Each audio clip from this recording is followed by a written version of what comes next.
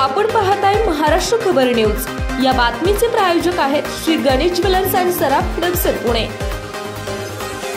रस्त्यावर पैसे पडलेले दिसले की आपल्यापैकी अनेक जण जराही वेळ न घालवता लगेचच हे पैसे उचलतात। मात्र कधी कधी हे चांगलंच महागात पडू शकतं।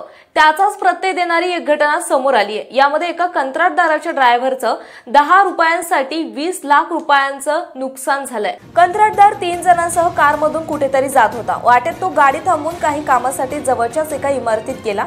कारमध्ये लाखोंची रोकड असून त्याची काळजी घेण्यास चालकाला सांगितलं।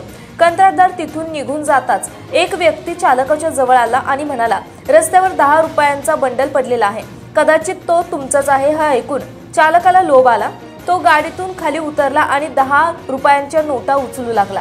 मागून आलेल्या व्यक्तीने त्याच्या साथीदारांसह कारमध्ये ठेवलेली पैशांची बॅग उचलली आणि तिथून पळ काढला। या बॅगेत 20 लाख रुपयांची रोकड होती।